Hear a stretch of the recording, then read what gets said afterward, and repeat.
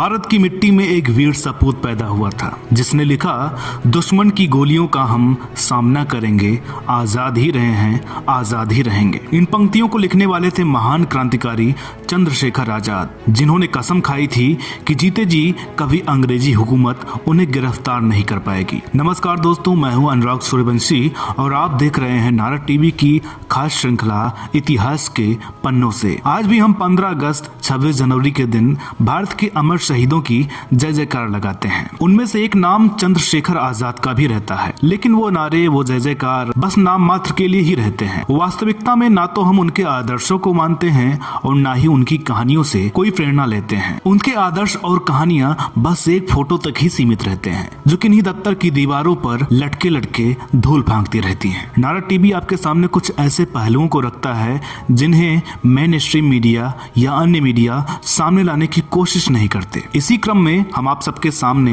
एक ऐसी कहानी लेकर आए हैं जिसे सुनकर आपकी आंखें शर्म और क्षोभ से झुक जाएंगी। ये कहानी है अमर शहीद चंद्रशेखर आजाद की माताजी जगरानी देवी की। 23 जुलाई 1906 को मध्य प्रदेश के भाभरा गांव में पंडित सीताराम तिवारी और जगरानी देवी के घर एक बच्चा पैदा हुआ जिसका नाम रखा गया चंद्रशेखर तिवारी।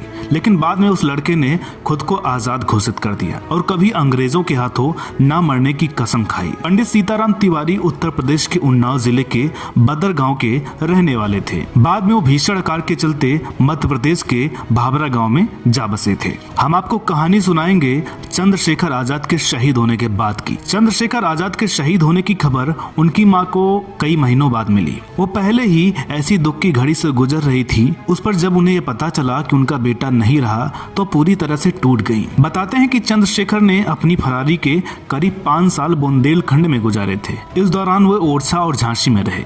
ओरछा में सातार नदी के किनारे गुफा के समीप कुटिया बनाकर वे 1.5 साल तक रहे थे। फरारी के समय सदाशिव उनके सबसे विश्वसनीय लोगों में से एक थे। आजाद उन्हें अपने साथ साथ मध्य प्रदेश के झाबुआ जिले के भाभरा गांव ले गए थे और उन्हें अपने माता पिता से मिलवाया था। सदाशिव आजाद के शहीद होने के बाद भी ब्रिटिश शासन के खिलाफ संघर्ष करते रहे और कई बार जेल गए। देश को अंग्रेजों से आजादी मिलने के बाद वह चंद्रशेखर के माता पिता का हालचाल पूछने उनके गांव पहुंचे, जहां उन्हें पता चला कि चंद्रशेखर की शहादत के कुछ साल बाद उनके पिता का भी देहांत हो गया था। आजाद के भाई की मृत्यु भी उनसे पहले हो चुकी थी। पिता के देहांत के बाद चंद्रशेखर की मां बेहद गरीबी में जीवन काट रही थी। गरीबी के बावजूद उन्होंने कभी किसी के आगे हाथ नहीं फैलाया। वो जंगल से लकड़ियां काट कर लाती और उनको बेचकर ज्वार बाजरा खरीदती थी। भूख लगने पर ज्वार बाजरा का घोल बनाकर पी लेती थी। उनकी यह स्थिति देश को आजादी मिलने के बाद 2 साल यानी 1949 तक जारी रही। सदाशिव राव ने जब यह देखा तो उनका मन काफी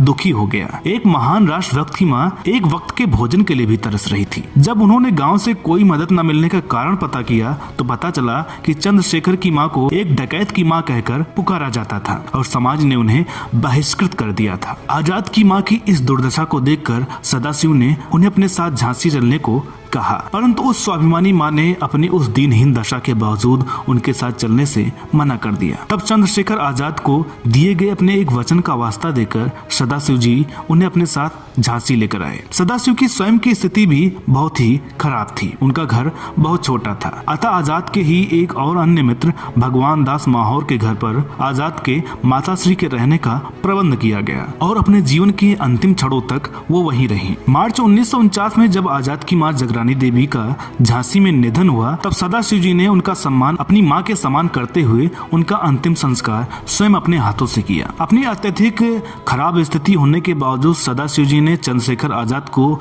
दिए गए अपने वचन के अनुरूप आजाद की माताश्री को अनेक तीर्थ स्थानों के दर्शन भी करवाए थे। अब यहाँ से प्रारंभ होता है वो काला अध्याय जो भारतीय राजनीति के उस भयावह चेहरे को प्रदर्शित करता है जिसके रोम रोम में चंद्रशेखर आजाद सरीखे क्रांतिकारियों के प्रति केवल और केवल जहर ही भरा हुआ था। चंद्रशेखर आजाद की माताश्री के देहांत के पश्चात झांसी की जनता ने उनकी स्मृति में उनके नाम से एक सार्वजनिक स्थान पर एक पीठ का निर्माण किया। प्रदेश की तत्कालीन सरकार ने इस निर्माण को झांसी की जनता द्वारा किया हुआ अवैध और गैर कानूनी कार्य घोषित कर दिया, किंतु झांसी के राष्ट्रभक्त नागरिकों ने तत्कालीन सरकार के उस शासनादेश को महत्व न देते हुए उस पीठ के पास ही चंद्रशेखर आजाद की माताश्री की मूर्ति की स्थापना करने का फैसला किया। जब सरकार को यह पता चला कि आजाद की मां की मूर्ति तैयार की जा चुकी है और सदाशिवराव, रूपनारायण, भगवान दास माहौर समेत कई अन्य क्रांतिकारी झांसी की जनता के सहयोग से मूर्ति की स्थापना करने जा रहे हैं, तो उसने चंद्रशेखर आजाद की माता श्री की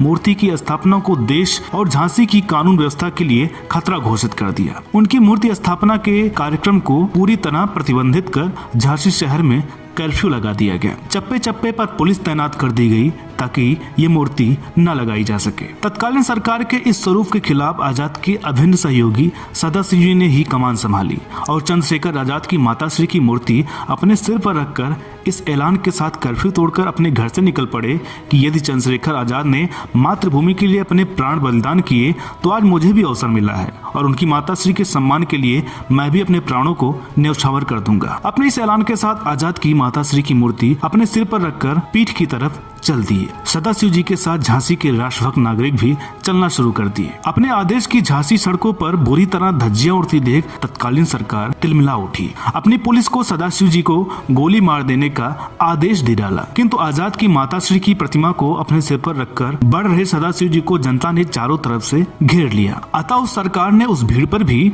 गोली चलाने का आदेश दे डाला। परिणाम स्वरूप झांसी को उस निहत्थी जनता पर तत्कालीन सरकार की पुलिस की बंदूकों के बारूदी अंगारे मौत बनकर बरसने लगे और सैकड़ों लोग घायल हुए। दर्जनों लोग जीवन भर के लिए अपंग हो गए और 3 लोग मौत के घाट उतर गए। इस खूनी तांडव का परिणाम यह हुआ कि चंद्रशेखर आजाद की माताश्री की मूर्ति स्थापना नहीं हो सकी और आते जाते अनजान नागरिकों की प्यास बुझाने के लिए उनकी स्मृति में बने प्याऊ को भी पुलिस ने ध्वस्त कर दिया। चंद्रशेखर आजाद जी की माताश्री की 2-3 फुट की मूर्ति के लिए उस देश में 5 फुट जमीन भी देने से तत्कालीन सरकार ने इनकार कर दिया। दोस्तों, अगर आपको ये वीडियो अच्छी लगी हो तो लाइक कीजिएगा, शेयर कीजिएगा, चैनल पर नए हो तो इसे सब्सक्राइब जरूर कीजिएगा ताकि आपको हमारे आने वाले वीडियोस और पुराने वीडियोस देखने को मिलते रहें। साथ ही साथ नारक टीवी के फेसबुक पेज को भी जरूर लाइक करें ताकि वहां से भी आपको नारक टीवी से जुड़े अपडेट मिलते रहें। तो दोस्तों, मिलते हैं अगले वीडियो में एक और नई कहानी के साथ। तब तक के लिए नमस्कार।